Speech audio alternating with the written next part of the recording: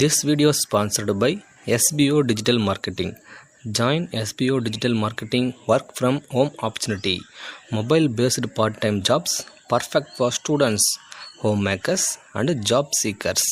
Skip பண்ணாதீங்க. பெரிய தப்பு. தினம் ₹300 சம்பாதிக்க அரிய வாய்ப்பு. இன்ஸ்டாகிராம், ஃபேஸ்புக் பயன்படுத்த தெரிந்தால் போதும். Content post and content publishing மூலமா தினம் ₹300 சம்பாதிக்கலாம். இந்த வேலை செய்ய 5 நிமிடம் போதும். Work training support, group communication support, all language customer live chat support, முக்கியமா சொந்தமா ஒரு பிசினஸ் ஸ்டார்ட் பண்ற அளவுக்கு உங்களால கற்றுக்கொள்ளவும் முடியும், சம்பாதிக்கவும் முடியும். இந்த வேலை வாய்ப்பு வழங்குவது 5 வருடத்திற்கு மேல ரன் ஆகிட்டு இருக்க நம்ம தமிழ்நாட்டு company school of business organisation private limited. மேலும் விவரங்களுக்கு டிஸ்கிரிப்ஷன்ல கொடுத்திருக்க நம்பருக்கு வாட்ஸ்அப் பண்ணுங்க.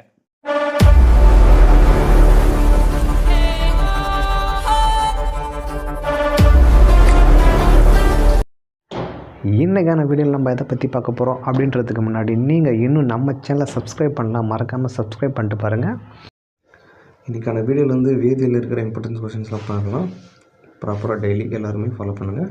ஃபஸ்ட்டு வந்து அணு எண்ணின் குறியீடு என்னென்னா Z, நிறை எண்ணின் குறியீடு என்னென்னா A, அணு நிறை அலகின் புதிய அலகு என்னென்னா U, அணுக்களை பார்க்க உதவும் கருவியின் பெயர் என்னென்னா வந்து ஸ்கேனிங், எலக்ட்ரான் மைக்ரோஸ்கோப் சேம். ஓகேங்களா. பெருக்கல் விகித விதியை கூறியவர் யாருன்னா வந்து ஜான் டான்லன். தலைகீழ் விகித விதியை கூறியவர் யாருன்னா வந்து ஜெர்மனிய ரிச்சர்.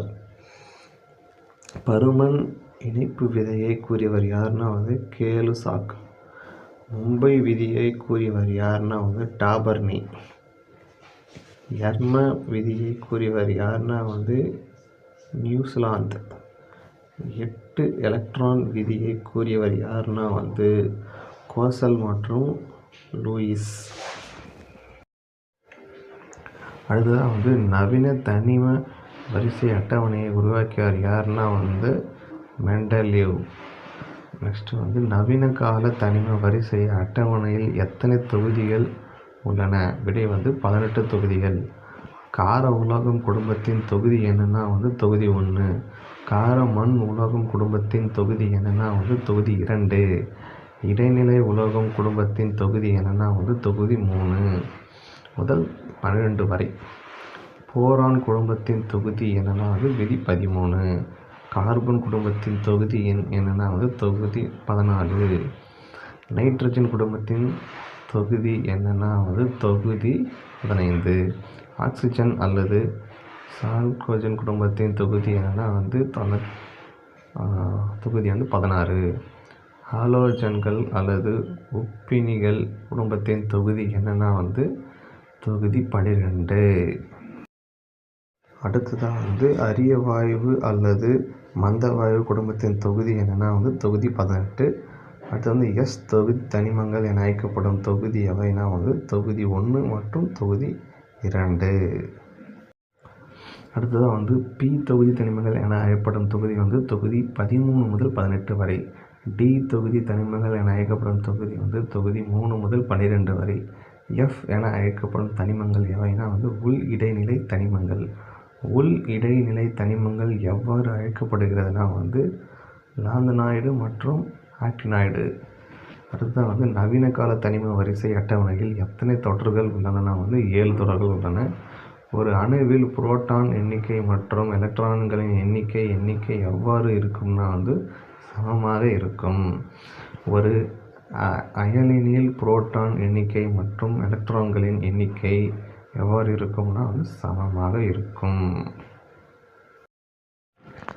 அடுத்ததாக வந்து helium, neon, argon, krypton, xenon மற்றும் ரேடான் போன்றவை எவற்றிற்கு எடுத்துக்காட்டு ஆகும்னா வந்து மந்த வாயுகள்.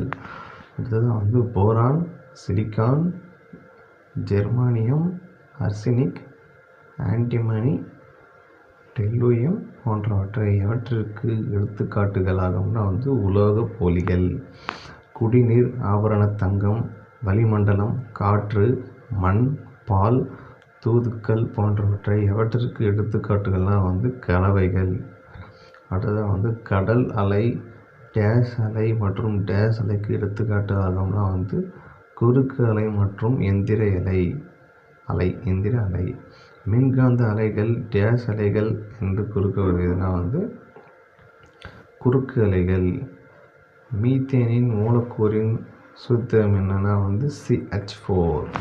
அடுத்ததான் வந்து ஆப்பிள் மற்றும் கத்திரிக்காய் நிறம் மாறுதல் மற்றும் துருப்பிடித்தல் போன்றவற்றை எவ்வகையான வினையாகுமான வந்து ஆக்சிஜனுக்கேற்ற வினைகள் ஆகும். அடுத்ததான் வந்து லாஸ்ட் கொஷினாக வந்து திறந்து வைக்கப்பட்ட உணவுகள் கெட்டுப்போவதற்கு காரணம் என்னென்னா வந்து அப்பொருள் ஆக்சிஜனேற்றம் அடைவதால். இந்த வீடியோவில் வந்து 37 கொஷின்ஸ்லாம் பார்த்துருக்கோம், இம்பார்ட்டன்ட் கொஷினாக. அடுத்ததாக வந்து நம்மை சுற்றி உள்ள பருப்பொருட்கள் பற்றி இம்பார்ட்டன்ஸ் கொஷின்ஸ்லாம் பார்க்கலாம். நன்றி.